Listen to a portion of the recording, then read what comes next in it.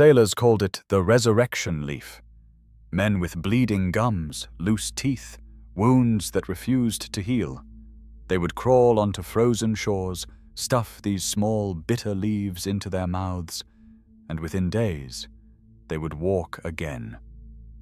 This plant grew on the coldest coastlines of Europe. It survived salt spray, freezing winds, and barren soil. It needed nothing. No cultivation, no care, no cost. And it contained more vitamin C per gram than oranges, lemons, or limes. For over 300 years, this leaf was the difference between life and death on the open ocean. Entire naval expeditions depended on it. Maps were drawn based on where it grew. Captains fought over access to the shores where it thrived.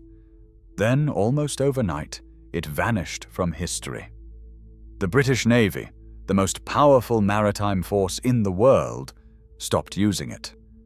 They replaced it with something else, something more expensive, something less effective, something that could be controlled.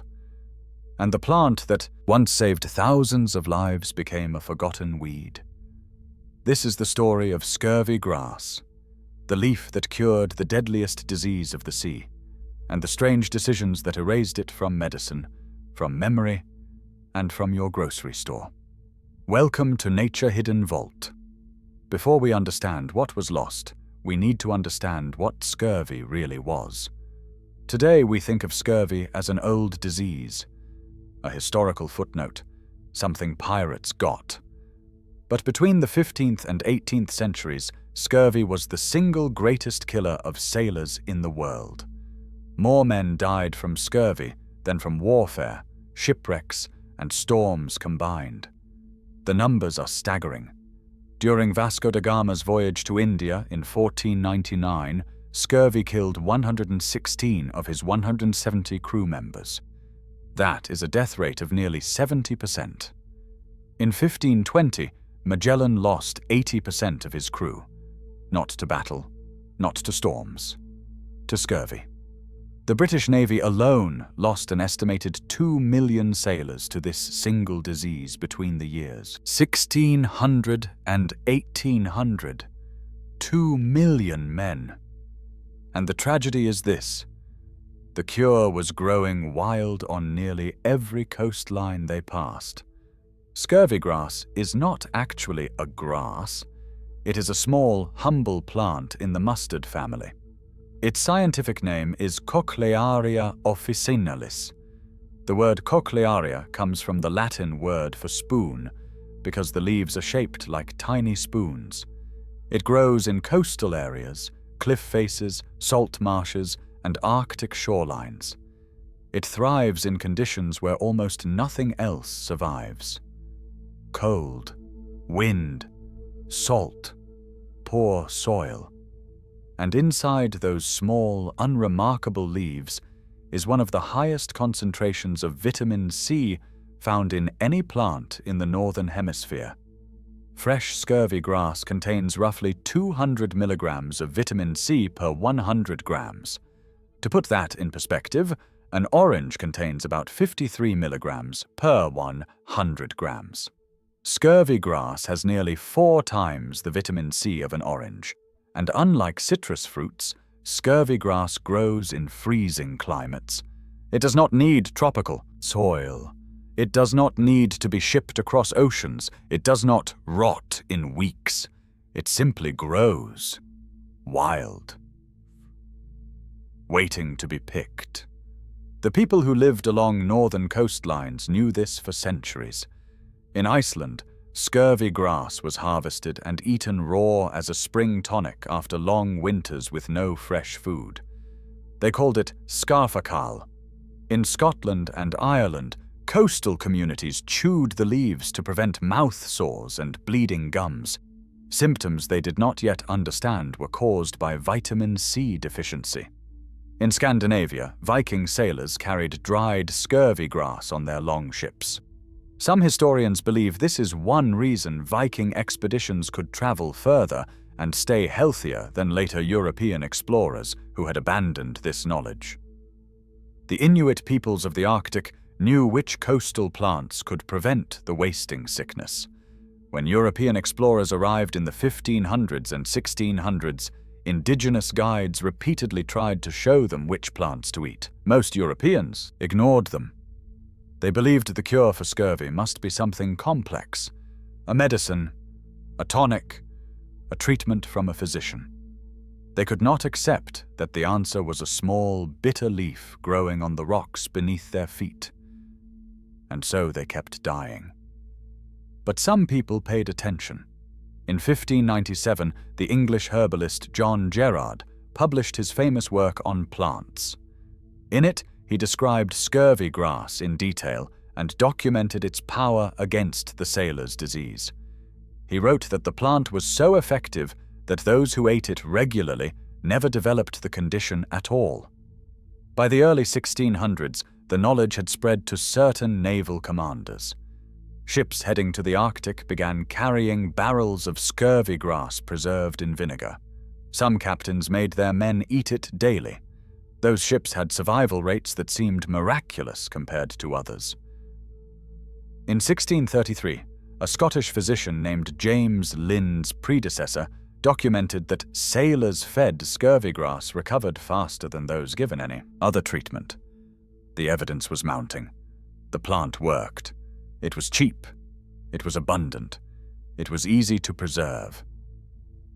And then something strange happened. In 1747, James Lind, a Scottish naval surgeon, conducted what many consider the first controlled clinical trial in medical history. He took 12 sailors suffering from scurvy and divided them into 6 pairs. Each pair received a different treatment: cider, vinegar, seawater, oranges and lemons, sulfuric acid, or a spice paste. The results were dramatic. The 2 sailors given citrus fruits recovered almost completely within 6 days. The others showed little to no improvement. Lind published his findings in 1753. And this is where history takes a curious turn. Lind's experiment proved that citrus worked. But Lind himself never claimed citrus was better than scurvy grass. In fact, in his own writings, he acknowledged that scurvy grass had been used effectively for centuries. But the British Navy and the medical establishment made a choice. They promoted citrus. Specifically, they promoted limes. Why limes? The answer has nothing to do with nutrition. It has everything to do with empire. By the mid-1700s, Britain controlled vast colonies in the Caribbean. These colonies produced sugar, rum, and citrus fruits, especially limes. Limes could be grown on British-controlled land. They could be shipped through British-controlled trade routes. They could be taxed, sold, and profited from. Scurvy grass could not. Scurvy grass grew wild. It grew on coastlines that belonged to no one. It could not be cultivated at scale. It could not be turned into a commodity. And perhaps most importantly, it could not be controlled. So the Navy made limes the official cure. They issued lime juice rations to every sailor. They built supply chains. They signed contracts with Caribbean plantations. And scurvy grass, the plant that had saved lives for 300 years, was quietly forgotten. There is a dark irony in this decision. Lime juice, especially when stored in copper containers, heated or exposed to air, loses most of its vitamin C within weeks.